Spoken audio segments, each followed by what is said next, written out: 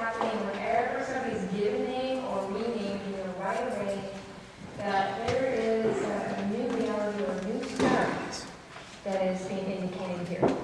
And in fact, the name Sarah, do I have any Sarahs here today? The name Sarah translates as princess. And so what is being acknowledged here is the initiation of a new royalty, right? Abraham as king and Sarah as a queen. And from this new queen will come nations of kings. Not just one nation, nations plural. And there are certainly many interpretations among the Israelites over time and Hebrews about what the nations plural refers to, how to understand that. And the early Christian community has another question about what did the nations refer to? What is the royal inheritance? That's how we to understand that. And whatever it is, it's going to be abundant. And the way that Paul picks that up in his writings, and we hear it again in this writing to the Christian community in Rome, he very much understands that he is the apostle or teacher to the Gentiles, which is everybody not a Jew, everybody not Hebrew.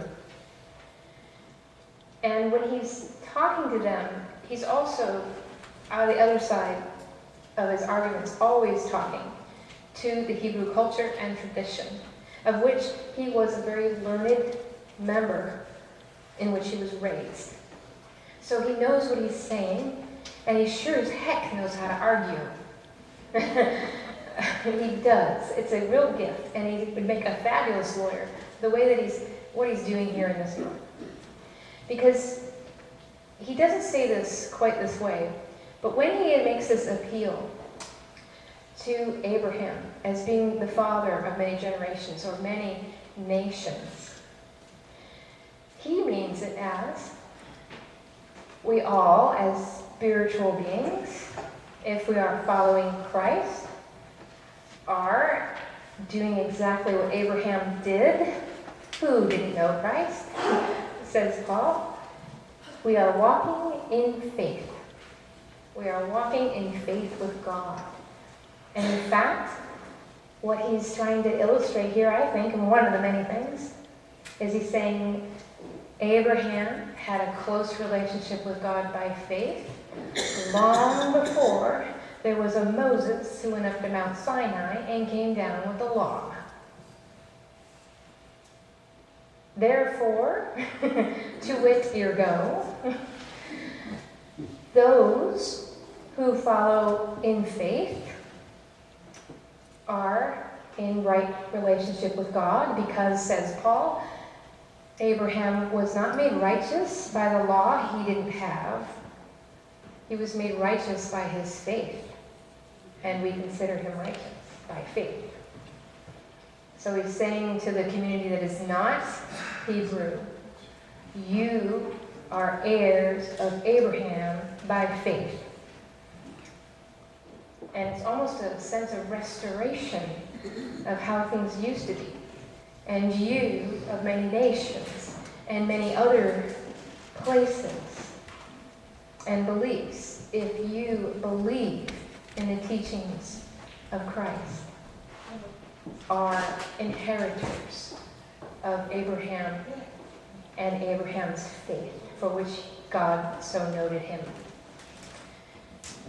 The other piece that's happening is the way that he wants to kind of lift up a sense of how we can all have access to God and not have to be people who follow the law. In fact, he's very close to saying that the law isn't really necessary. But he doesn't quite say that. He wants to say, if we are living rightly by faith, then it's not necessary to have law. If we are following right relationship with God by faith and doing God's will. Jesus, when he is talking about who he is as Messiah and the way that he is leading people and what he's leading them to is very much setting his teaching and what he's doing, what his followers will experience. Very different than the Hebrew understanding of what a righteous person could expect if they kept the law. In the Hebrew worldview, if you kept the law and you're a righteous person, then all manner of good things and blessings would come to you from God. Right? You would have all kinds of stuff. You'd have a nice house. You might have a lot of wives. If you're a guy, you might have nice, lots of sheep and goats and all kinds of great things. And people would know you were righteous because they could see what a wonderful life you had. And Jesus is absolutely counterpoint to that message. I'm going to suffer, you're going to suffer, I'm not going to have stuff, in fact I'm giving it away, that's what I want you to do, life will be very hard, in fact don't get married at all. Right? And then he tops it off with a wonderful hallucination apparently. He's like, oh man, I'm going to die and I'm going to rise. And Paul's like, okay, either you're just wholly a wackadoo or you're just depressing us. And Peter, rather. And so Peter, you can imagine what Peter would be saying. Will you stop with the, I'm going to rise. What are you going to, people are going to think you're nuts.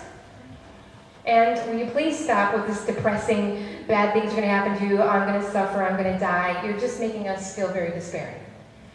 So you can imagine what Peter would be how he tried to appeal. And he means well. But he's fully informed by the older worldview and the Hebrew worldview in which Peter is raised. And so I love this moment, very important defining moment with Jesus and Peter. Now you notice, I think sometimes we can feel like he's almost in that rebuke, almost rejecting Peter. Like set aside, what an insult. You Satan. And we think he's going to get rid of him. But notice he's not like pushing him off the hillside. He's not saying, you're horrible, get out of here, I never want to see you again. He's not rejecting him, really. In fact, when you think about it, what he's doing is saying, get behind me so you can follow me and follow my lead. Get behind me. Not get away from me. Get behind me. And get behind me. Right? Support me. Get behind me. So it's an appeal back to him, saying, come on, I know this sounds different, it's intended to, and everything that God is calling us to will be a challenge, but we are called to do it. And it won't be easy. So it's not much of a sales pitch, you can imagine. If you had a choice between the two faith systems, the idea of going and having resplendent wonderfulness on earth, and the idea that your resplendent wonderfulness may not happen on earth, but it'll happen. And you need to have faith in that. Because the human journey, our mortal journey, which we are called to reflect upon in Lent, is the recognition that we encounter challenge. And if we continue to have an expectation that, if only God really loved me, this wouldn't happen. That's not our faith. That's not what Jesus taught. It was never what he taught. God does love us. Mortal life is mortal life. We get sick. We lose people we love. We have challenges. We have financial hardships. We have all manner of messages in the world telling us that we aren't worthy, that we're not valuable. And Jesus comes and says, you absolutely are. And so hear it from me, God, saying that to you, that the real challenge is actually not as much in the world as it is in our hearts. The real challenge is the challenge to faith, to believe that in the midst of all of this, life that God has given to us and intends for us and wants for us is deeply, deeply beautiful. And we have the power in the midst of even the darkest experiences and hardships of our life. We have the power to bring blessing to one another in the midst of that hardship or darkness. We have it. Yes, we can pray to a transcendent God, but that transcendent God has prayers for us and asks us to bear light to one another. That when someone is in mourning, that they are not alone, and that we know what that experience is like. That when someone is bereft of finances and hardship, we can help see what we can get them connected to or supported with. That we can be present to them, even at their lowest. When someone is challenged by addiction, that we can offer them the support if they are willing to do that hard work. That deep down the messages that we all desperately need to hear is how much we are worth something. It is a worth that Christ himself considered far more precious than anything on earth. That the value of us is God's love for us. That the value of our souls is God's promise. That that part of our being does not die. And that is a piece of faith. In a few months' time, our church, the Episcopal Church, will engage in our governance and rules and regulations. And Nick Fuchs, here's a question for you from your most recent Episcopal 101 course. As one of our newest confirmands in the church. How often does our General Convention meet? 3,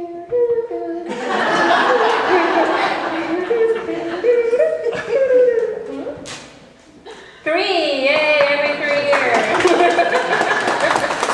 I would have let him call a friend. I have lots of friends back He has lots of friends you're welcome to. We're all talking to him all the time. Every 3 years, our General Convention meets.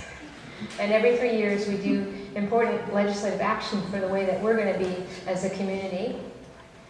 And we've done some really amazing things about that. One of the things, though, that I got asked very recently was by someone who's not Episcopalian, said that a friend of his made the declaration to him that no mainline tradition had ever written a statement against slavery.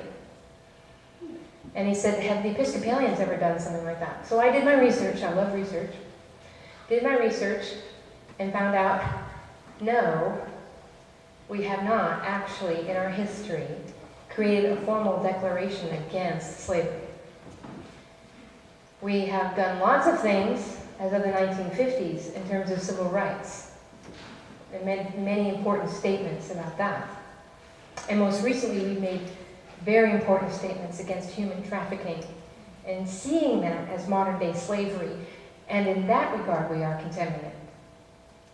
But our church and our world, very much like Jesus' world and faith systems of his time, are as much a part of society sometimes in the challenges we face in how we approach justice issues.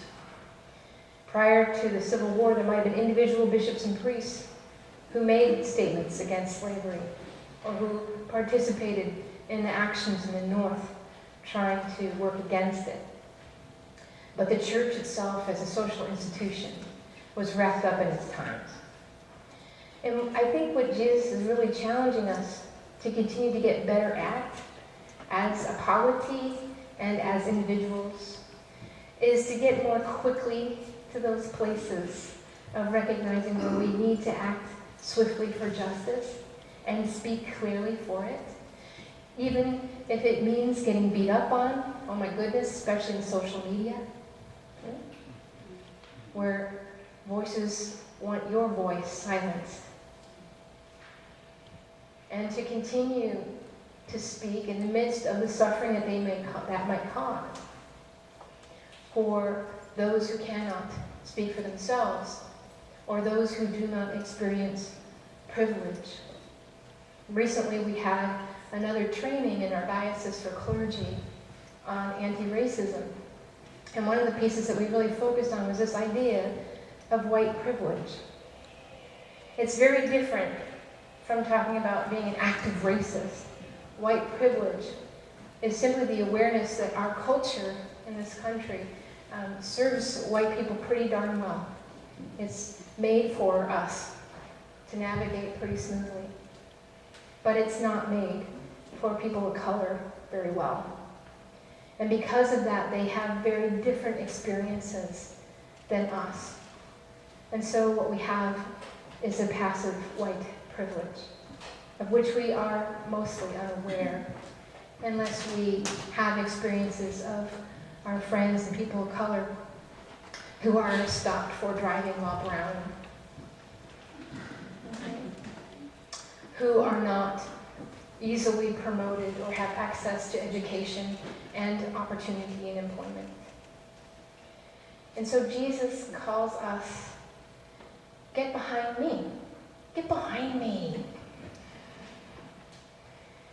Because we're going to those places of suffering. We're having those conversations where we have to listen to what people are experiencing.